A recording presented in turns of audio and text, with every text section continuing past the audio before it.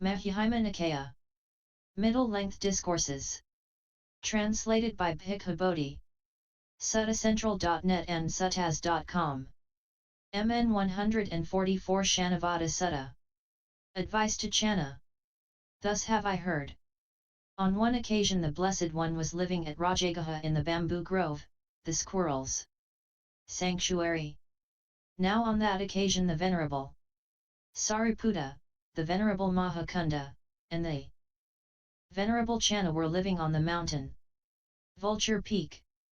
On that occasion the Venerable Channa was afflicted, suffering, and gravely ill. In the evening, Venerable Sariputta rose from meditation, went to the Venerable Maha Cunda, and said to him, "Friend Cunda, let us go to the Venerable Channa and ask about his illness." Then the Venerable Sariputta and the Venerable Maha Cunda went to the Venerable Channa and exchanged greetings with him. When this courteous and amiable talk was finished, they sat down at one side and the Venerable Sariputta said to the Venerable Channa, "I hope you are getting well, friend Channa, I hope you are comfortable. I hope your painful feelings are subsiding and not increasing, and that their subsiding, not their increase, is apparent." Channa, friend Sariputta, I am not getting well, I am not comfortable. My painful feelings are increasing, not subsiding, as Sutta 143, their increase and not their subsiding is apparent. I shall use the knife to end my knife, friend Sariputta, I have no desire to live. Sariputta, let the Venerable Channa not use the knife. Let the Venerable Channa live. We want the Venerable Channa to live.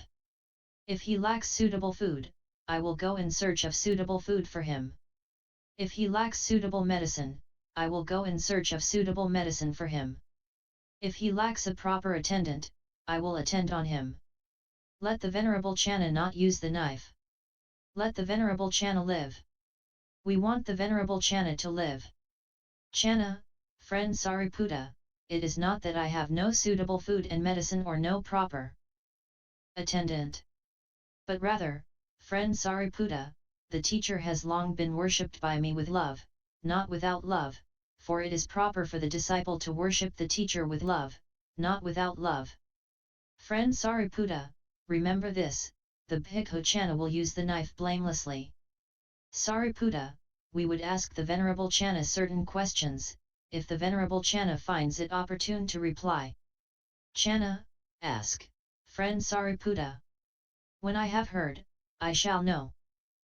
Sariputta, friend Channa, do you regard the I consciousness and things cognizable by the mind through I consciousness thus, this is mine, this I am, this is myself?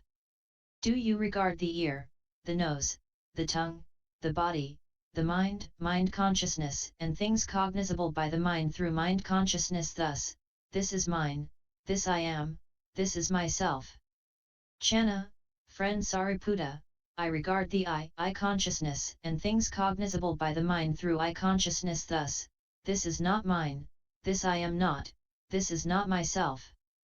I regard the ear, the nose, the tongue, the body, the mind consciousness and things cognizable by the mind through mind consciousness thus, this is not mine, this I am not, this is not myself.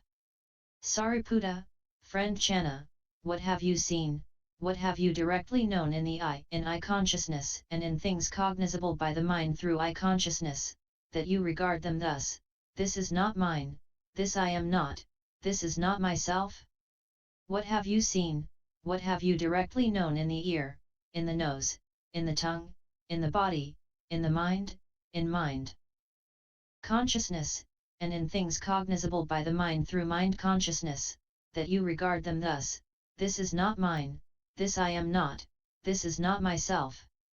Channa, friend Sariputta, it is through seeing cessation, through directly knowing cessation in the in I consciousness and in things cognizable by the mind through I consciousness, that I regard them thus, this is not mine, this I am not, this is not myself. It is through seeing cessation, through directly knowing cessation in the ear, in the nose, in the tongue, in the body, in the mind, in mind consciousness, and in things cognizable by the mind through mind consciousness, that I regard them thus: this is not mine, this I am not, this is not myself. When this was said, the Venerable Maha Cunda said to the Venerable Channa, therefore, friend Channa, this instruction of the Blessed Ones is to be constantly given attention. There is wavering in one who is dependent, there is no wavering in one who is independent. When there is no wavering, there is tranquility. When there is tranquility, there is no bias. When there is no bias, there is no coming and going. When there is no coming and going, there is no passing away and reappearing. When there is no passing away and reappearing, there is no here nor beyond nor in between. This is the end of suffering. Then when the Venerable Sariputta and the Venerable Maha Cunda had advised the Venerable Channa thus, they rose from their seats and went away. Then, soon after they had gone, the Venerable Channa used the knife to end his life. Then the Venerable Sariputta went to the Blessed One, and after paying homage to him, he sat down at one side and said to the Blessed One, Venerable Sir, the Venerable Channa has used the knife. What is his destination, what is his future course? Buddha: Sariputta, didn't the Bhikkhu Channa declare to you his blamelessness? Sariputta: Venerable Sir, there is a Vajjan village called Pabajara. There the Venerable Channa had families that were his friends, families that were his intimates, families that were blameworthy. Buddha: there are those families that were friends of the Bhikkhu Channa? Sariputta: families that were his intimates, families that were blameworthy, but I do not say that to this extent he was blameworthy. Sariputta: when one lays down this body and clings to a new body, then I say one is blameworthy. There was none of that in the Bhikkhu Channa. The Bhikkhu Channa used the knife blamelessly.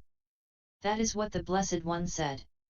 The Venerable Sariputta was satisfied and delighted in the Blessed One's words.